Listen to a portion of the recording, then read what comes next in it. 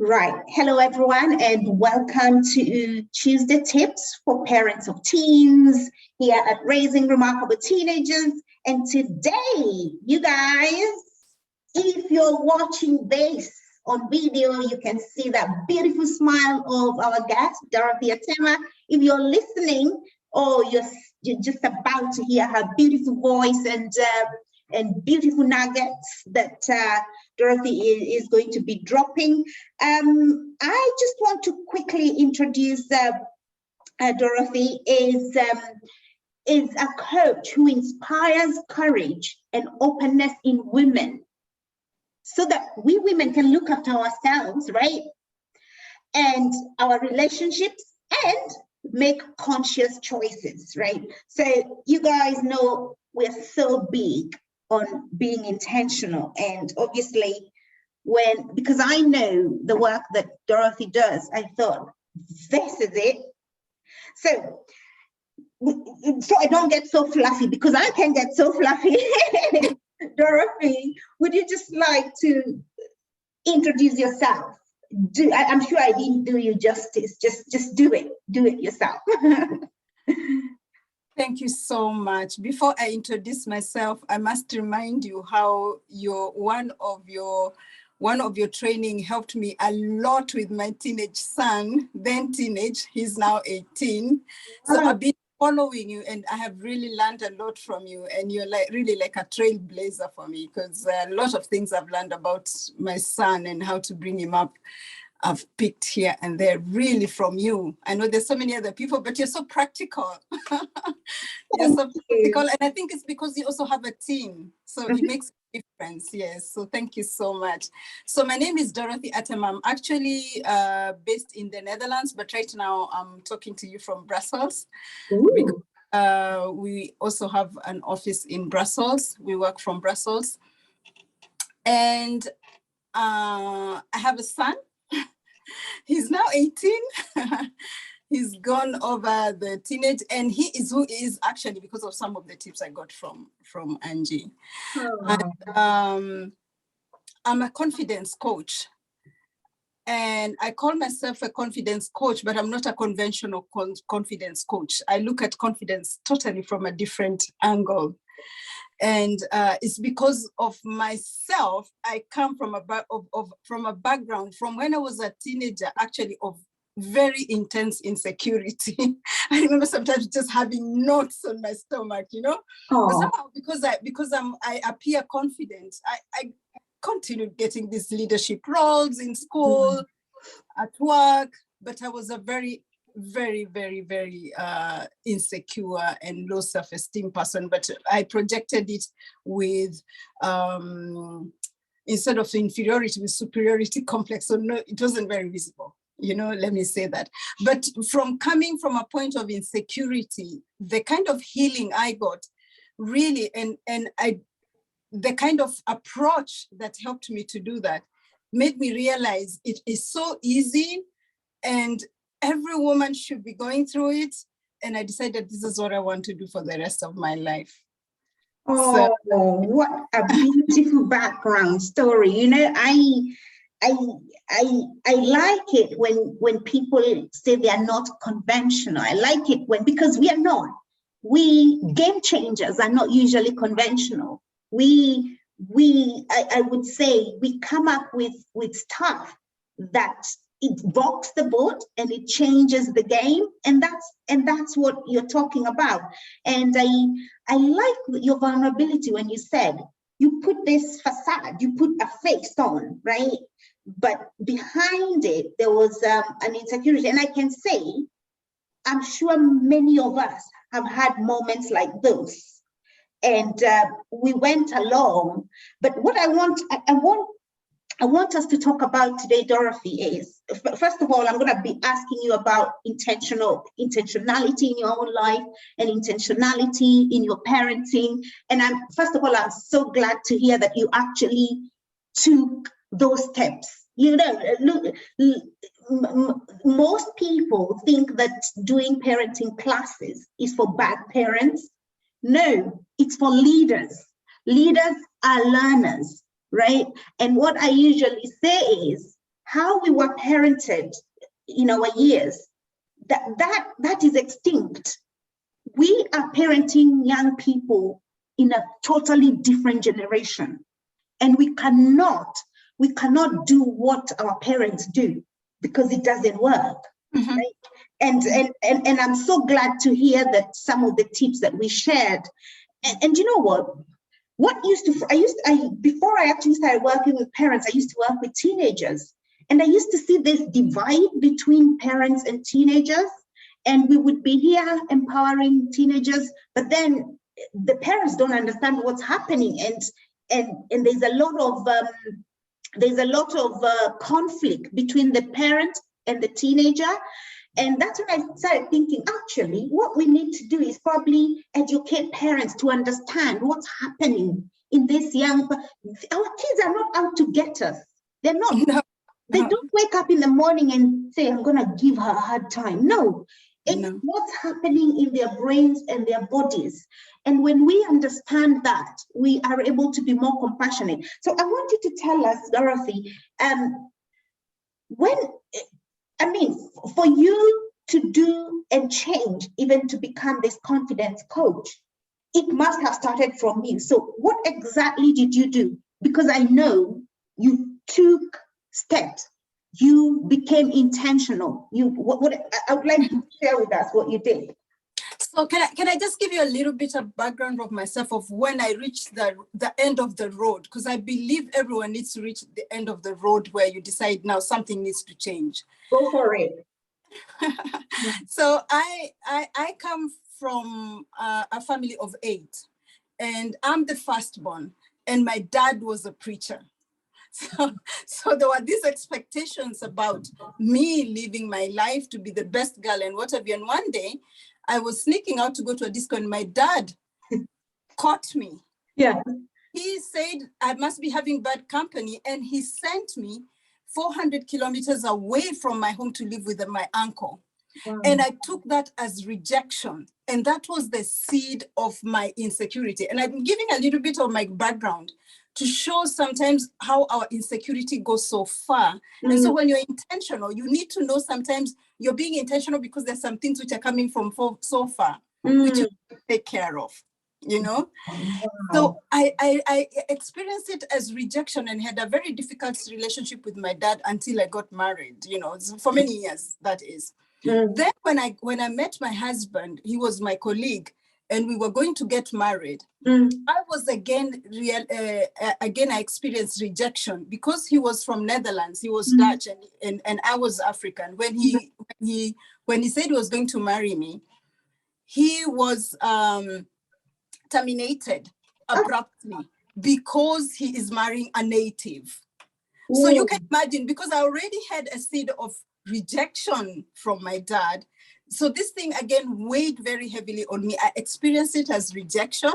But anyway, when you're in love, you're on cloud 9. So that somehow I didn't deal with it. I suppressed it. We got married after 2 years because his contract had been terminated, and we were working in Africa, and he couldn't get a job anywhere else. We had to relocate to the Netherlands. And that was the most difficult decision because I was educated on a scholarship and believed that I was educated on a scholarship to be a solution for Africa. So I never planned at any time to leave Africa unless for a visit to Europe and back, you know? Mm-hmm. And he had also come to die helping the Africans. So we thought we were a match made in heaven. Yeah. But then when we relocated to the Netherlands, the very first day I arrived in Netherlands, I was supposed to pick my residence permit. When I went to pick my residence permit, a process which it should take like an hour for me, took very many hours, and I didn't get it because the officer who was in charge decided she wanted to change my name. So my name, you know, it's like rejection was following me everywhere, and in big chunks, you know. This was really traumatizing because I was just getting to grasp with the fact that I had left my home, I had left my career, I had left everything I knew. I'd come to a country where I don't understand the culture, I don't understand the language. The first day is when things start dawning on you. And then this woman decides she wants to change my name from my husband's surname back to my husband's surname. And all my documents, even my passport, my insurance, everything was in my husband's surname. Because when we got married in Kenya, you automatically change everything to your husband's surname. So, and what I realized is she wasn't even interested in listening to what I had to say. She wasn't even interested in looking at my passport to see what surname was there. She was just being mean, and because she felt she had power. And so from that experience, I felt like I had come to a place where people I felt the rejection so heavily, like people who don't care about me, they don't value me, they don't want me here. And from there henceforth, I went into depression. God. So when I went into depression for 5 years, and I had no idea, I even got a job, a high-flying job, traveling everywhere. And I was in depression and I had no idea. I was very unhappy. And at the same time, I had a child. So when you're in that state, when you're not happy, you can imagine what kind of a parent you are, number one. The kind of a wife you are, number one. Very irritable. I had really dysfunctions of wanting to control everything. I wanted my husband to do everything the way I wanted, whenever I wanted. Because of this extreme insecurity, you end up being a control freak, because you're looking for anything you can control, because the rest of your life you feel it has lost control, you know? Yes. So because of all that, even my son, there are things I did to him that to this day, I feel so sad, because I was acting out of a pain, you know? And when my marriage was almost breaking because of this in 5 years, I knew something had to happen. So that's how I went looking for help. And I didn't trust therapists. So I went into a coaching program. And in that coaching program, I found out that even the problem with me was not even the woman who tried to change my name. The problem with me was not anybody else who had tried to be mean to me, because when you're negative, all the negativity follows you. So because I was so negative, I had horrible experiences of people who were negative, because my negativity was attracting every negativity. It was just gravitating towards me. But because of that, because of my dysfunctions, I became a person who, even as a mother, even as a wife, I was just full of conflict, and things were getting out of hand. But when I went for coaching, I realized that in coaching, I needed to take care of my own business. That's what I like about coaching. Coaching will let you solve your own problem. Your own insight is more important than any advice from anybody. Absolutely. And when that was like my aha moment. Wow, nobody even solved my own problems. Because the answers are always within us. In fact, what I usually tell parents is, I never tell anyone what to do. But what I do is, I put the light on, right? I put the light on for you, and then you look, you can see all these answers were here for you, right? And that's what coaches, that's what mentors, that's what we do. Yes. And that's why I don't believe in training as such, because I believe in mentoring, I believe in coaching, because what we do, it helps you expand your mind. And when you expand your mind, you begin to think of solutions for yourself, because all of us are different. And I cannot tell you, oh, go and do 1, 2, 3 with your kid. And then what about tomorrow when they do something different? But what I can say is, what I can say to you is, have you considered taking a moment when your kid comes, when they're angry, taking a moment and just listening to them, right? That is something that's transferable to so many situations. So I like the way you talk about, I love you so much, Dorothy. I'm loving, these are the conversations that women need to have so we can heal. The truth is, we have so much baggage, right? We have so much baggage from like what you said. It's something I like to talk about, trauma. Some people say, oh, I had a good life, or my parents and family did this and I grew up okay, I'm okay. But what we don't realize is trauma. Trauma can be, it can be anything that stressed you, anything that distorted the design of who you are, and then it's stored in your body memory and your mind memory.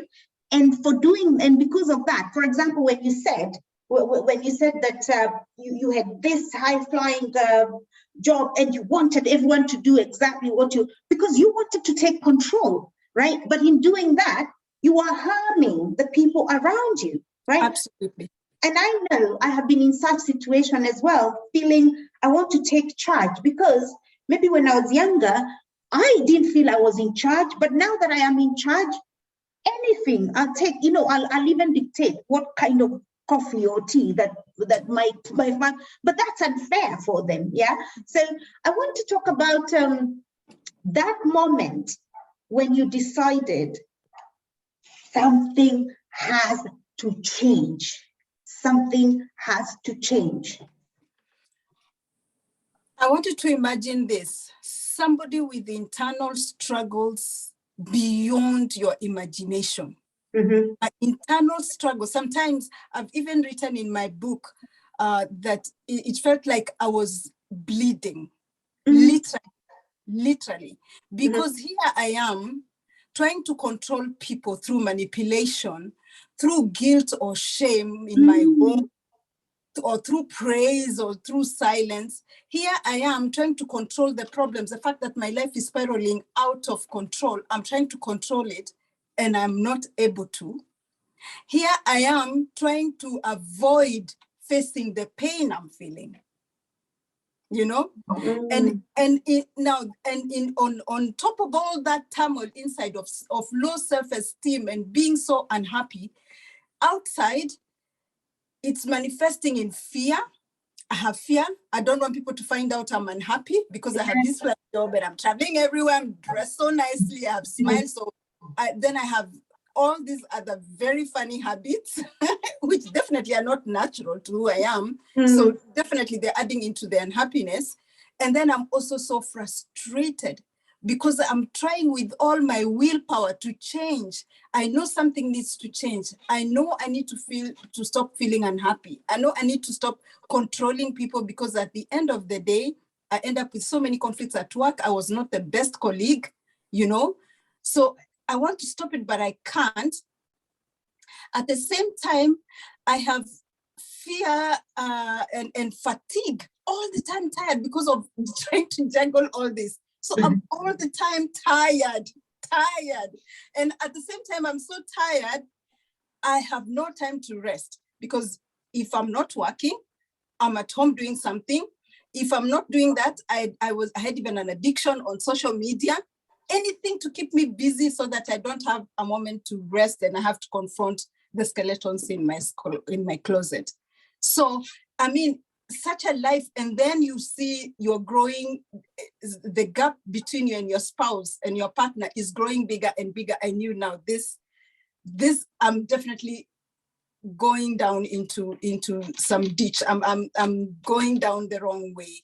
And I'm such a problem solver, and I think that's what helped me to just know I need to solve this. And I started looking for help everywhere, And I like what you say about, as much as I'm hearing you have all this sort of turmoil, you're a very reflective person, because I can hear you saying that I'm thinking something has to change. I'm thinking that this is doing this, and a couple of times you have mentioned about seeking help, support.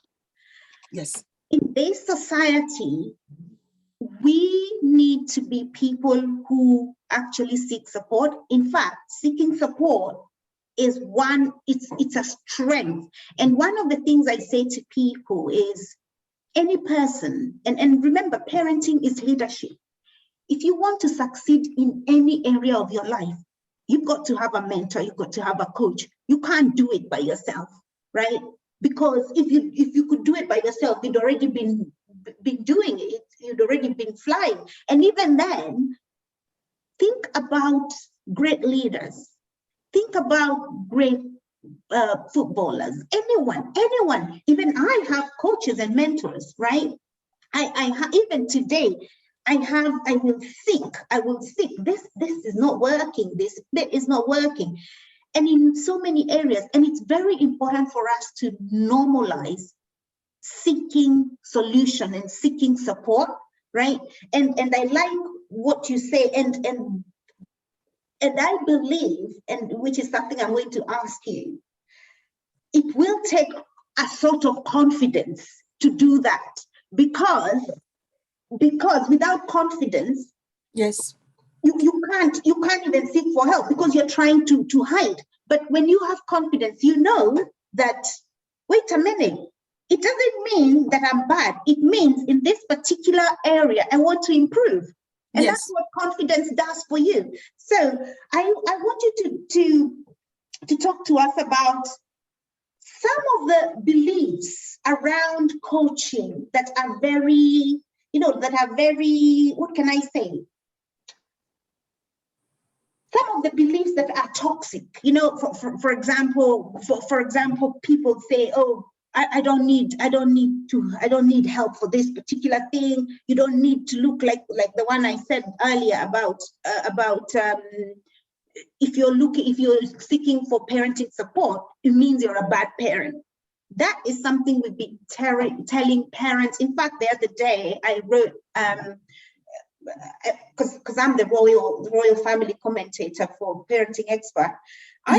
One of the things I like about Kate is the parent she is. She just doesn't parent by default, which is what most of us do. You get a kid and you just go on. She is constantly seeking support. She is constantly even encouraging parents to seek support and saying to parents, it's okay to seek support. It's okay. And it's one of the things, as a leader, for me, I feel she has taken this parenting leadership literally. And that's why she is very, and I believe she's going to be very successful in it. She's already been successful so far, and she's going to be very successful. Why? Because as a leader, as a learner, she's always, okay, what can I do here? Right? What can I, and you would think, people would think, okay, well, she's royalty, she doesn't need that. But that's the thing, that's our thinking. So some of our thinking, we need to drop it, to think like, oh, because it used to be, if you're seeking for parenting support, you're a bad parent. That's not what it is. It means you're a leader seeking to improve your skills, because especially as our young people grow, as they become their, when they're little, we can tell them what we want and they'll do it, which is blind obedience. But then they become to get into their own and they begin to have a mind of their own, and that's when conflict starts, because they want to question why, and most of the things we're asking them to, even we don't know why we're asking them to do it, right? And it's very important to have those conversations and yes, get into groups with people. You mean like seek out someone like Dorothy. If for example you're having situations like where you feel you're going down that depression route, because any one of us can. Yeah. So tell us about some of the beliefs surrounding coaching and the work that you do, so we can dismantle those beliefs here and now. Well, first of all, I love what you're saying, that we are leaders. You are not a leader until you can be a follower. Okay? That's right. You can never be a leader until you can also be a follower. And why? Because I'm telling you, you can learn something from anyone, even from a child. So what's a big deal about about learning? And for me, I want to say this. For me as a parent, and when I talk to women, I want women to understand this. And I'm going to make a very, very controversial statement. Go for it, girl. There are no bad behaved teenagers. They are only bad behaved parenting. Sorry to say. Because the teenagers reflect us. I strongly believe that. And I've seen it in my own life. The teenagers reflect who we are. And you have to know that even when I was going through all this rejection, my problem in the Netherlands was compounded because I was carrying a pain of a grandmother I wasn't even close to. That's another story for another time. That sometimes we even carry generational things we have no idea about. And don't forget that we are spiritual, we have a physical, and we have a mind. And a lot of things that affect us are in the mind. And those, they have been there since we grew up. The background we come from, the experiences we've had in life has distorted us and informed us on things that actually, if I didn't go for coaching, if I didn't have another person helping me, I wouldn't have identified some of the things that were problems for me. And so first of all, you have to be coachable. And also, I like what you said, because when you're in the jar, you can't see the label, right? No. When you're in the jar, you can't see the label. And that's why it's important to have a coach, to have a mentor, and a safe one. Because what they do is they put the light on for you, and you begin to see. You begin to see parts of yourself that you don't like, and you begin to see parts of yourself that you like. You begin to see part of yourself that you can improve, part of yourself that you need to abandon. And I like what you said about badly behaved parents, right? And let's go there a little bit, because it really is about ignorance. And I like to say to people, and we talk a lot about psychology here, and it's called mirroring, right? What happens is our young people will mirror what we do. And that's why one of the things I talk about in our programs is modeling. Who are you? Are you the person that you're requiring your kid to be? Because if you're not, how can they be what you're not, right? And most parents will argue with me, oh no, I'm very loving, we don't do this at home, we don't do this at home. But energy does not lie, right?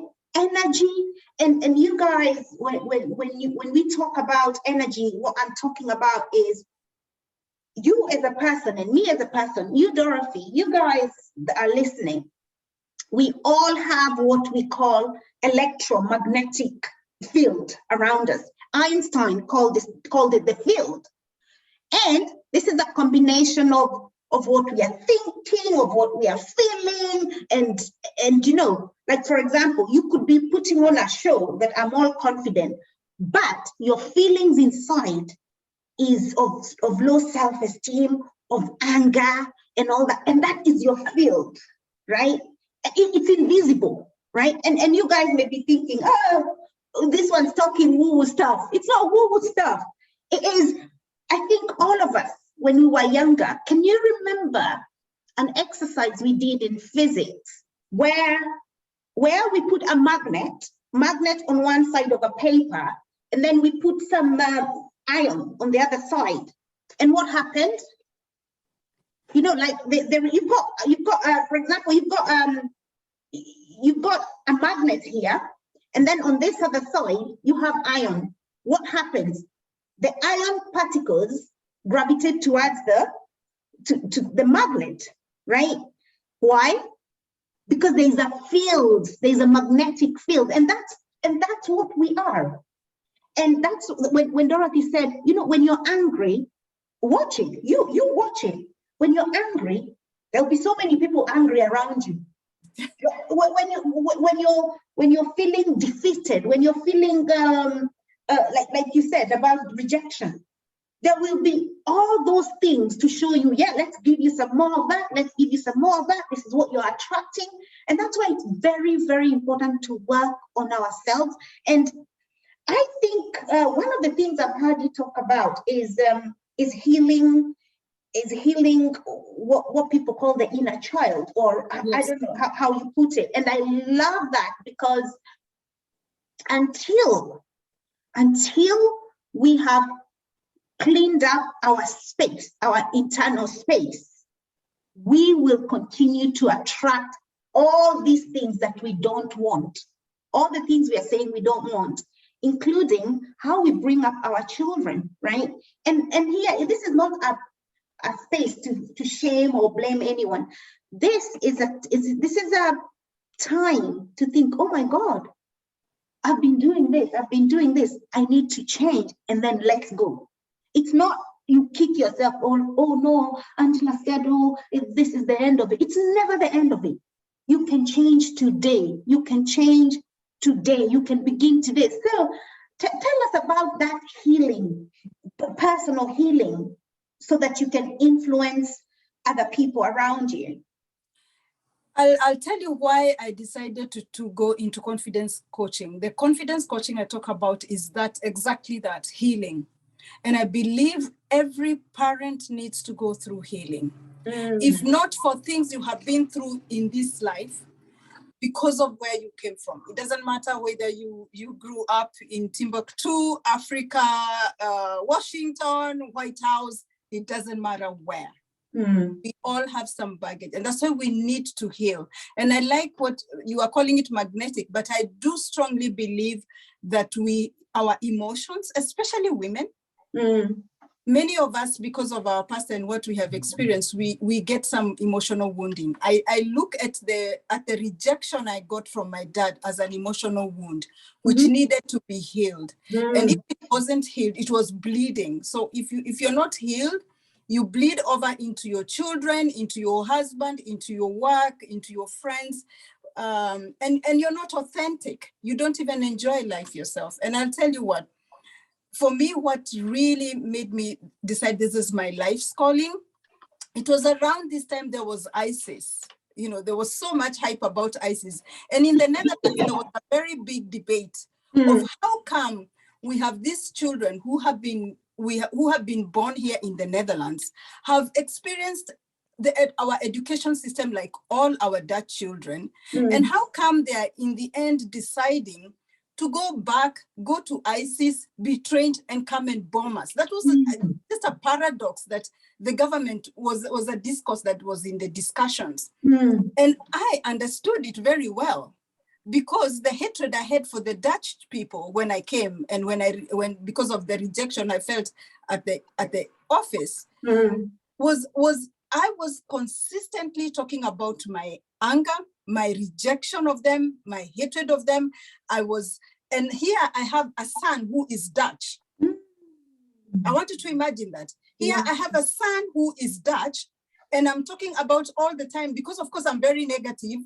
All the Dutch people who don't like Africans will be lined up for me. And some of them was even, I'm imagining, some of them, the problems we go through women are in our heads. They're not real. I know some of those things I was seeing were in my head, because I went to telling people, I met this person, he was so racist, he did this to me. And my other brown and black friends were telling me, I've never experienced that. Are you sure you're not exaggerating? You know? Really? That's when I knew I had a problem, you know, because my own friends, people of my own color were telling me, we have never experienced that, so how come? But the problem is that all that hatred and resentment, I was heaping it on my son, on his identity. Wow. So when they grow up and they become teenagers, you've bled your anger and your frustration on them. And it is not a wonder that some of them would be so angry and decide to go to ISIS and be trained and come and bomb us.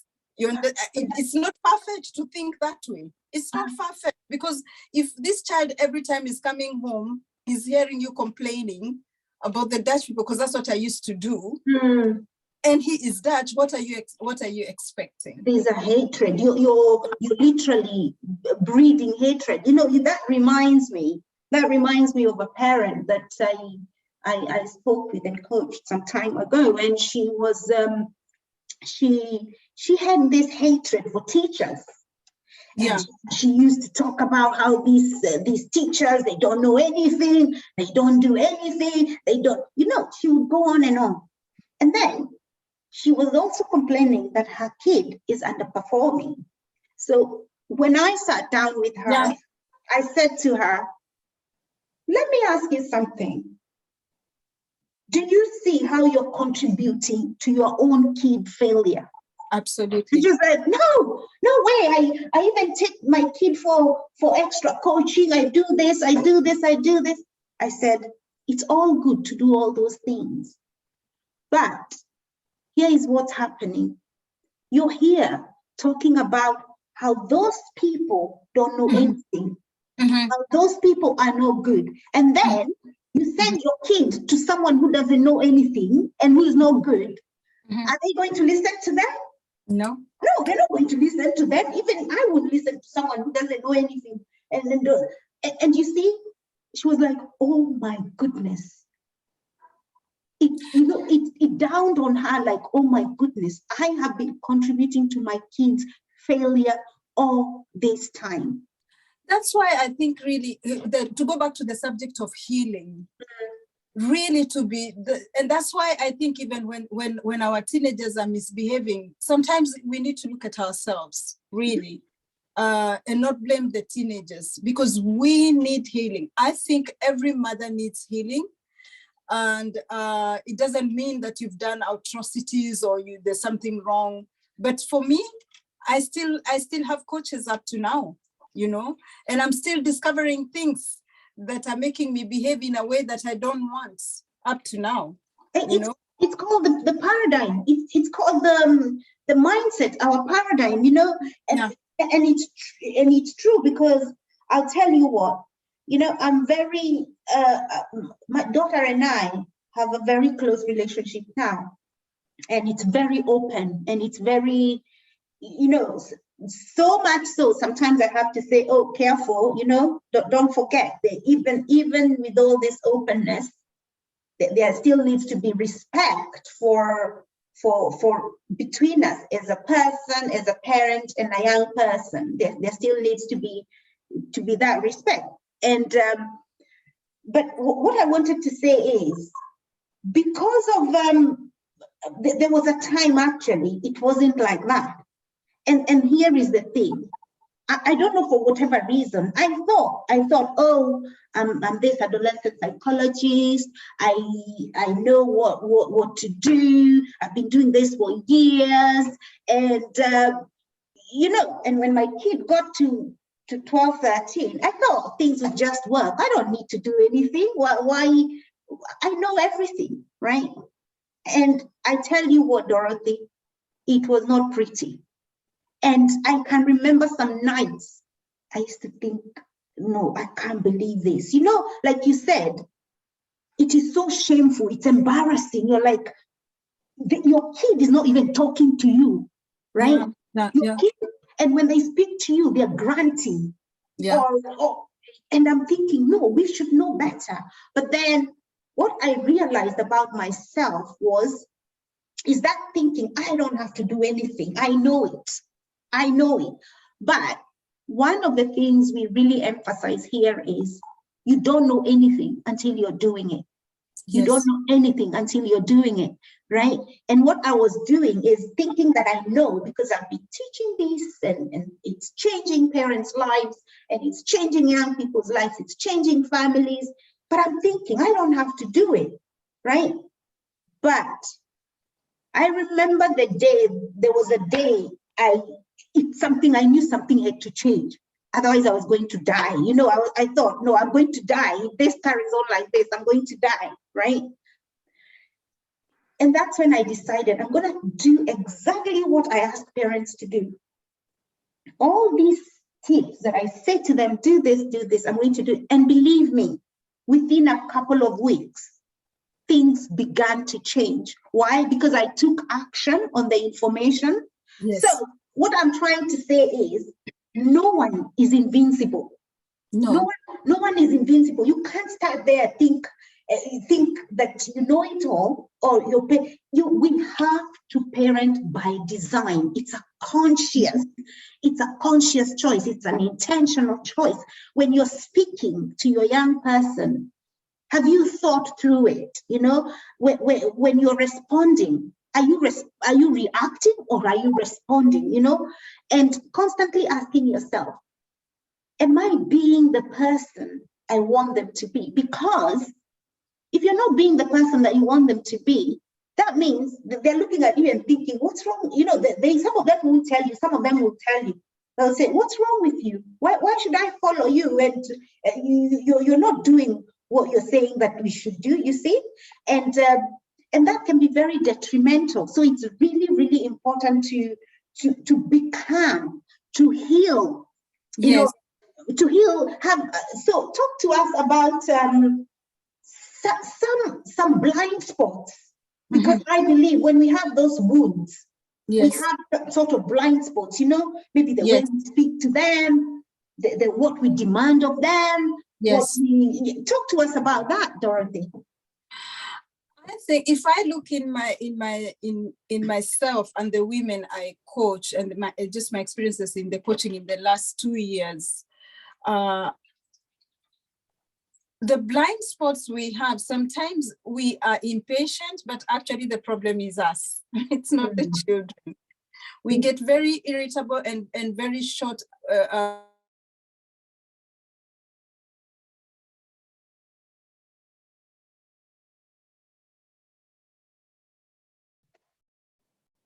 You froze?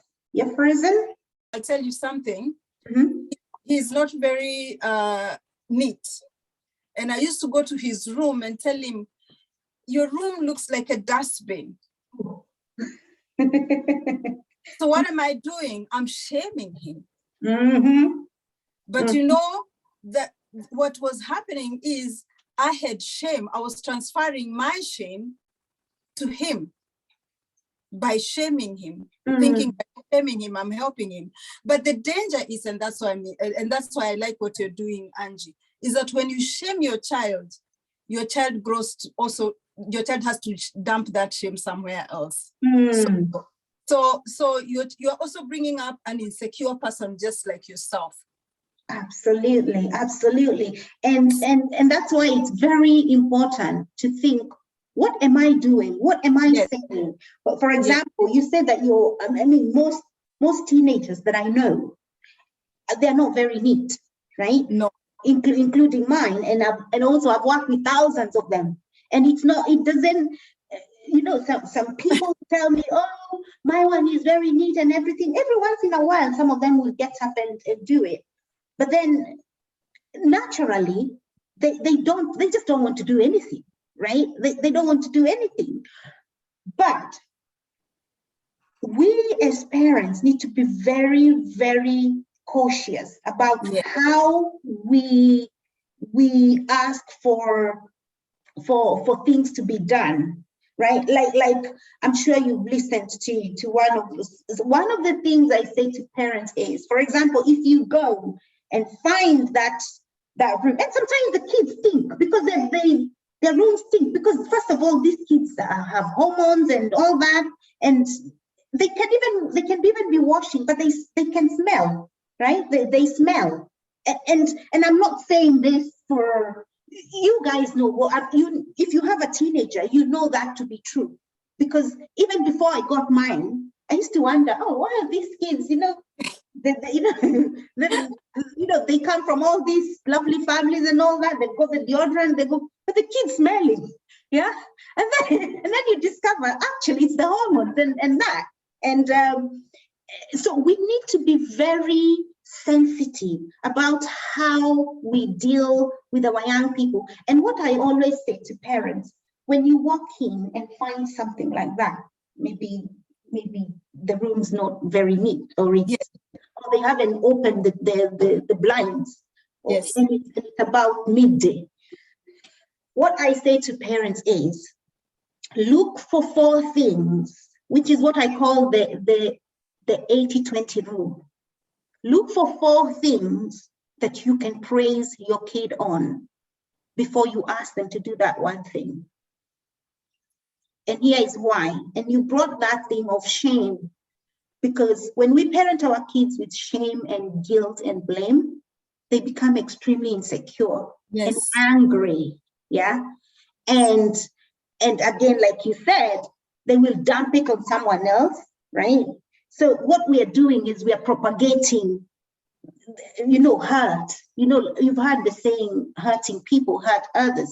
So think about practicing when I notice something is not right, what 4 things can I identify in that space that I can pick as positive? And this is why this is so important. Yes. During teenage years, our young people there is a reward center in their brain. Yes. And they like to be praised. They like, it's craving for praise. So when we say, for example, oh, your hair looks lovely, or whatever, say something, look for something, there is always something. Or even notice, oh, I noticed that picture was there, and then you put it in a nice place, or something. Look for 4 things, you can find them. Don't tell me you can't find them. And then ask them to do that one thing, because what you're doing when you do that is you are rewarding that part of the brain that loves to be rewarded. And when they are in that state, when they are feeling happy because they've been rewarded, they are more receptive. They're more likely to do what you're asking them to do. So this thing of shaming, be very careful about. Let's be very, very careful about the words, and unfortunately, I remember my mom and everyone really. Some of the things they would say, when I reflect, I'm like, how can you tell a kid that? How can you say such things to a kid, right? Yeah. And you think it's okay. And you see people laughing about it. Oh, my parent did this. My parents said, if you don't come back, go kill yourself. Things like stuff like that. Yeah. And that can be very traumatizing for our young people. So, Dorothy, we're coming to almost the end of the session, and I'm really, really enjoying this conversation. And I love in terms of practical tips, I would like you to tell us today, what sort of self-care tips can you advise our people, our parents here, in terms of confidence, in terms of being conscious, in terms of being intentional? What tips have you got for us? First of all, I think every parent needs a coach. If you can't get a coach, get into a group coach. Sometimes it's expensive to get a one-on-one coach. Group coaches group coaching programs are good because, and you are so good, Angie. I've used your tips with my son to become vulnerable with him. I really like your tips because they're very, very practical. I even remember writing to you. Yes, you did. But so really, there is no way. The tip number 1: get a coach, get help. Do you know I was shaming my son because I was brought up by a shaming father? I mean, do you know some of the things you're doing with your children because of where you're coming from? You're not even aware of it. So tip number 1, you need to go get a coach, because you need to get to what I call reality check. I've written a book called Invisible Normal. And why that title is because I believe that we need to expose things that are not visible to become visible, and for us to even get into a confidence where we are not invisible ourselves anymore. We are visible, And first of all, because you need to get into a reality check, every parent needs to get to a place where you get into a reality check of exactly coming out of denial. If you're in denial, most of us, sometimes denial is a coping mechanism. So it's not that it is a bad thing. Sometimes to cope, like for me to cope with the fact that I had a problem and I was in depression for 5 years, what took me 5 years was denial. to cope with it. So denial is not like it's a negative thing. So you need to, first of all, get into a place where you come out of denial. The fact that you may need healing to change the way you parent, and coming out of denial of the fact that maybe your children have a problem because of the way your home is or the way you brought them up out, and it's not necessarily to blame you. Like my son had a problem because of the way I brought him up with shaming him. As he grew older, he was getting to a point where he couldn't take it anymore, and so he can talk to me back and refuses not going to do anything. So, and step number 2, also why you need coaching is because you need to know what you can control and what you can't control. Most of us mothers are busy controlling things which we have you have no business upon at all. That's why you're getting fatigued, frustrated. You need to get to a place whereby you really get into a reality check, come out of denial, and get to know exactly what is controlling you. Sometimes we are being controlled by things that we need to get rid of. What can you control? What can't you control? So that you become healed and you become free, And like I said, also by doing that process needs to bring you to a place whereby you have to be ready to let go of so many things. I like there's a writer who has written a book called Change for Good. I think a writer called Proshak, I don't know whether you know him, and De Clement, two writers. They have written and they have given 6 steps. I don't know if I can remember all of them for change. They say there is the I don't know what they call it, there is a place where, but I think it's a preamble or something where you say, it's so difficult, I can't change, I don't know what I'm going to do. It doesn't mean you can't change, it's just a stage of change. And then there is a place whereby you decide, okay, I think I need to change this. And then there's a stage whereby you say, okay, I have to take now action. And then you say, I'm changing now. And there's also the maintenance step whereby you decide, okay, I'm changing, but I haven't arrived. Yes. I'm going to continue changing. I'm changing. I haven't arrived at until you reach a place you really change. So for the parents, we need to reach it doesn't matter what stage you are at, whether you think it's so difficult, nobody understands you and what have you, that's just a stage of change. You can move from there and move into really putting into action to change. If there's something that you feel is undesirable for you, and begin with yourself. Begin with yourself, not even your child. I think when I began with myself and I got whole, and then I took some of your tips, Angie, about how to be open with my son, it brought a lot of healing, and changed my son. So it really, the whole thing began with me.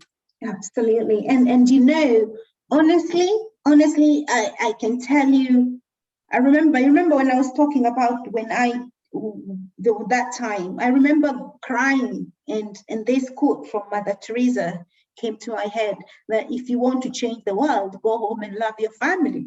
Yes, I love my family. I was like, I love my family. What are you talking about? And that's when I said, go home and practice what you preach, and it's about really working on me. Because honestly, when we begin to change, and I know that for sure, when we begin to change, people around us change.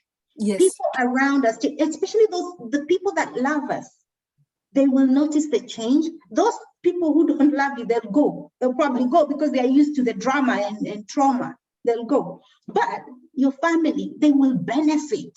They will benefit from you being a cool, calm, collected, confident, especially mothers. Yeah, because when we are stressed, I usually say that when your cup is empty, because sometimes we are operating on empty. When your cup is empty and people are around you and you want to pour for them, there's nothing for you to pour. And then you get frustrated, you begin to resent them, you begin to resent the people around you. Yes. But it's because we are not constantly filling our cups. And it's very important for us to fill our cups. And which is what, and also I believe, I know, maybe we should have this conversation. when you began to have that confidence and vulnerability, right? Yes. I want you to tell us how your relationship with your kid changed, because I love these stories. You know, I love to hear these stories.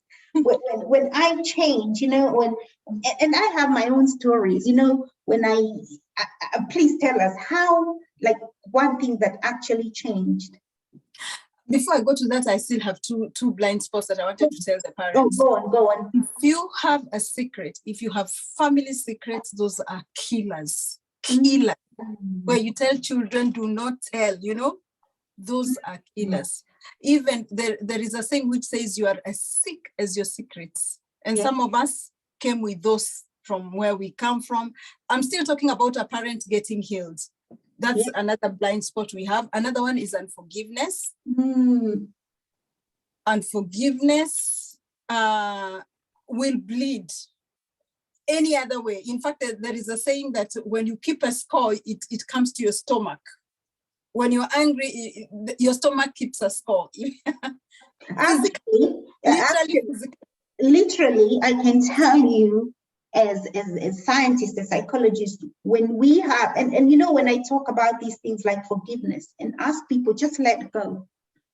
Literally, you can see, because, you know, when you said the stomach, did you know our gut has a brain, and we can literally observe how, you know, how knotted, how dark, how unhealthy it is on people who have resentment and forgiveness.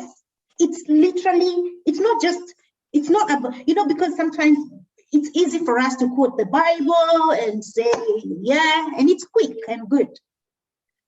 But obviously not everyone here talks about the Bible. So when I explain to people about the physical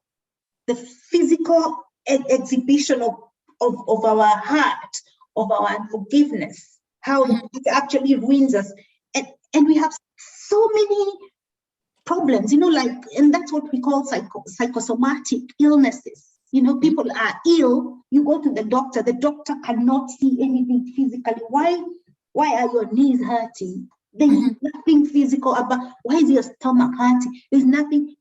Those are problems with unforgiveness, resentment, you know, those hearts, like you said, a score was kept there, and it was a dirty score. It was a bad secret, you know? So yeah, so I love when you explain that. Yeah, so we go on. So that's why, and some of these things you need help. So I'm going back again to please look for help, coach, group coach. So your other question was about my son. Yes. So my son, if I might just go back to the story of the shaming, I really had to give him my story from how I was brought up and how my dad brought me up, and how he used to compare me and tell me, you're not as good as so and so, you know, and all that. And those are like with my cousins, or with the family friends, if they get better scores than me in school.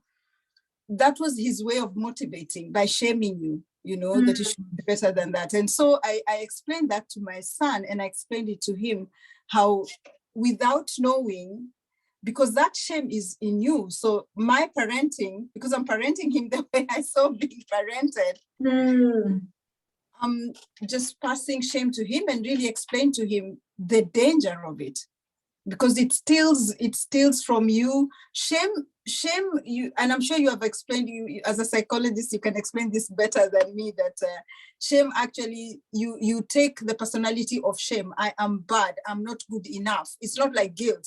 So shame becomes your identity. Yes. It distorts your identity, who you are.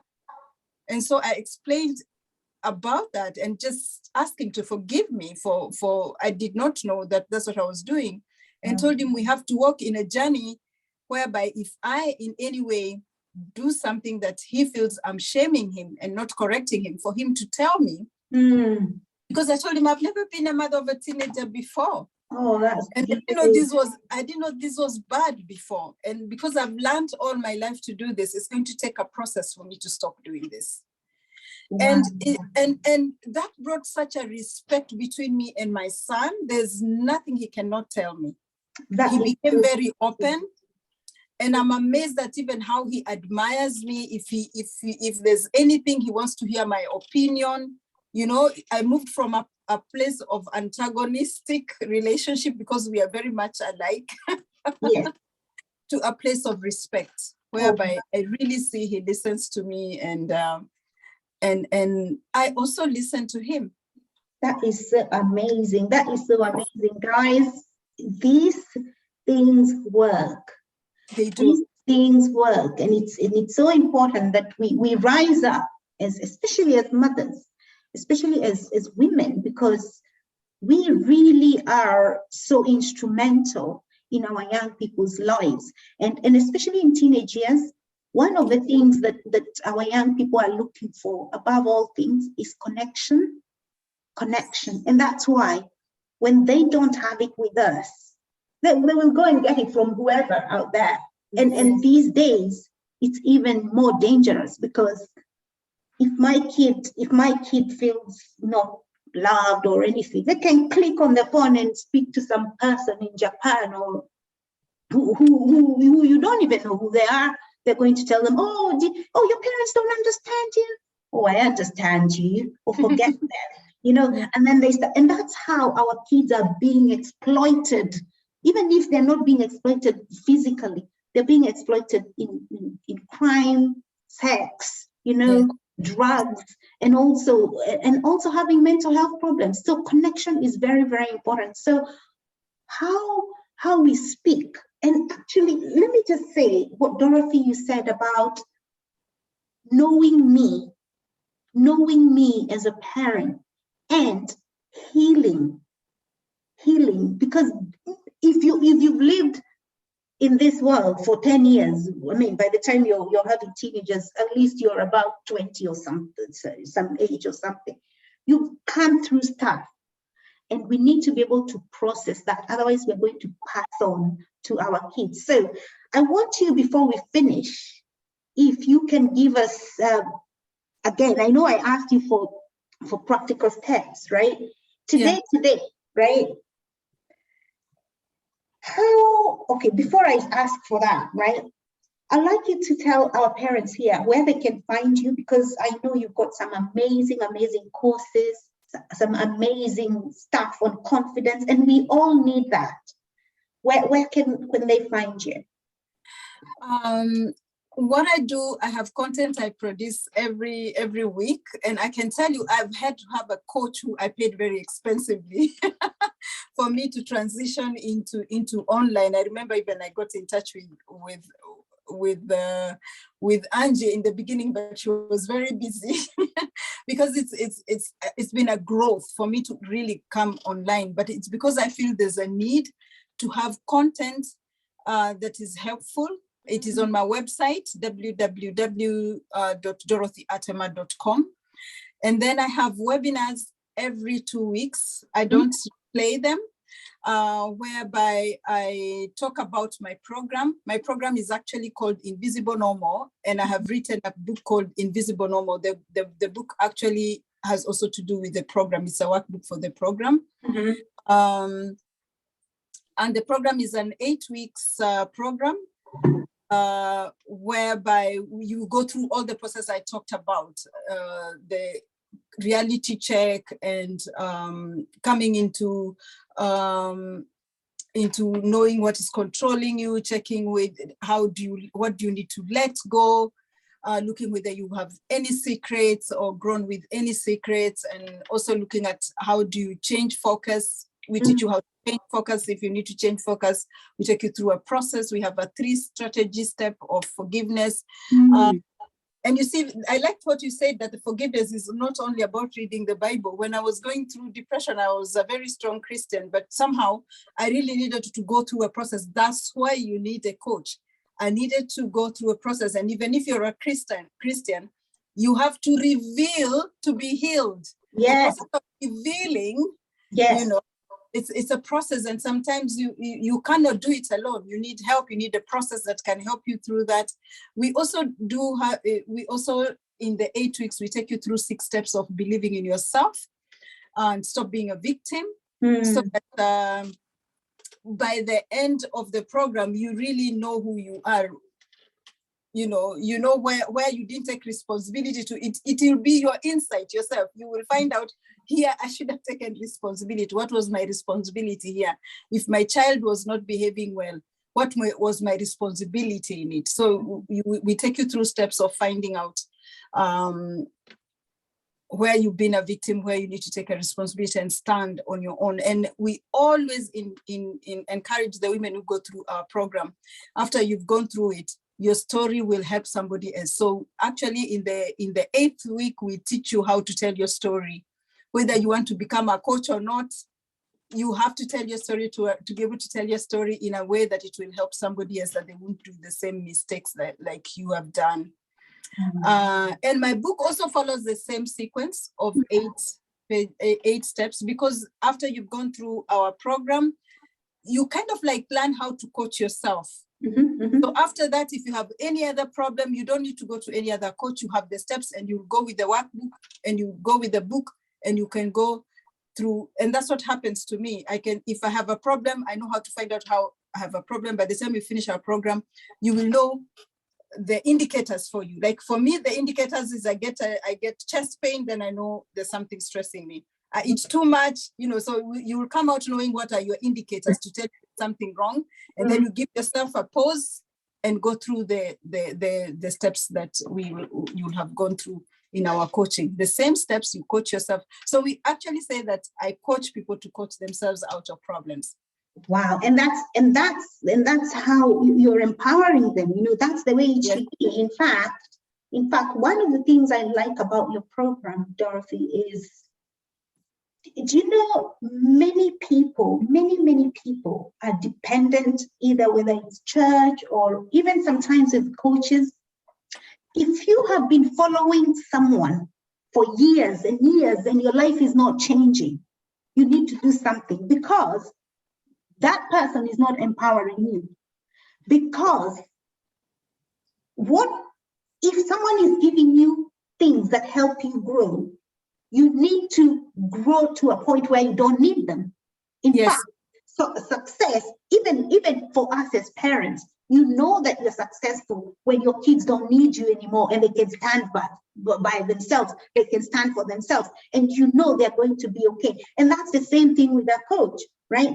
And I like what you said about, you teach people to take that self-responsibility to coach themselves, so that when they are able to find their own solutions, so they're not reliant or dependent on you. And that really, that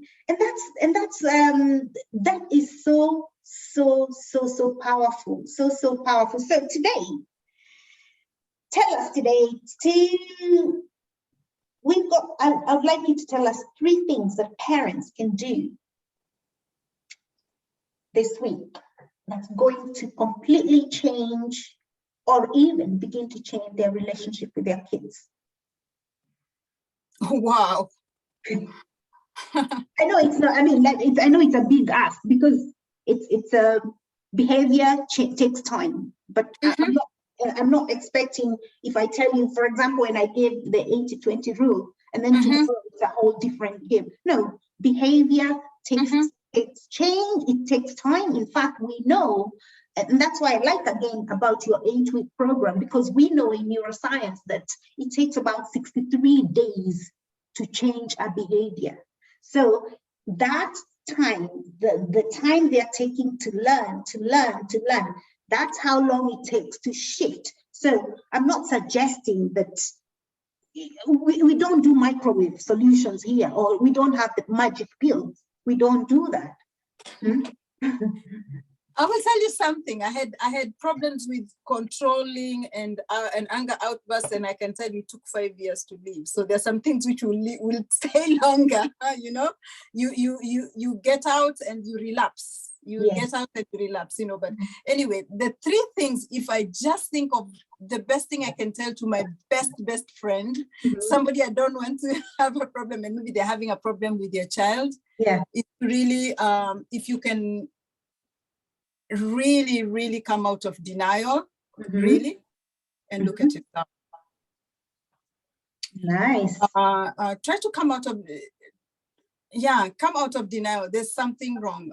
There are no delinquent teenagers, they're delinquent. There's problems always with the parents. And I know that is very controversial. It might sound very harsh, but after working so long with parents and even myself, my own situation, I know it is true. And the children reflect us. Yes. Even if we change now, when they were young, when they were following you, you were telling them everything, and they were doing everything. You are already molding them then to what you're receiving now. So number one, come out of denial if you're having problems with your child, and look at yourself. First of all, take responsibility and look at what is my responsibility in this situation with my child. Yeah. Number two, if possible, look for help. Look for somebody to walk alongside you or a group to walk alongside you. Number three, I really, really believe, above all, that we are not just physical being and just the mind. I do believe there's a spiritual dimension to our lives. I do believe that all of us need to be aligned to why we are in this world, and there's only one person who can.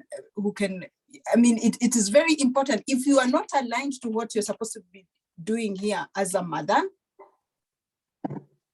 then you don't have peace and you will not have joy. And sorry to be so direct and so, but it's something I strongly believe, that you really need to be aligned to what you're here to do in this earth, at this time. It might change next time, but so it is important that you get to a point whereby you get that confidence of knowing I'm here at this time for this purpose. That's the confidence I'm talking about. I'm not talking about confidence of material or the person who has the most is the happiest. I can tell you I had the most, I was the saddest. The joy comes from you knowing who you are, what you're capable of doing and why you are here. And for me, that is, and it's so important for you when your children see you knowing who you are, knowing what you're here to do, and what you're capable to do and what you're not capable to do. The most beautiful gift you can give to your children. Wow. So that's the third thing I think I would leave. And that's why we need help sometimes to get there. You can never do it alone. You can't do it alone. Yeah, this is I tell parents a lot that we need a village to raise our kids. And gone are the days when people lived in villages and that. And it's very interesting because, when our little kids are younger, we go to mothers and toddler groups.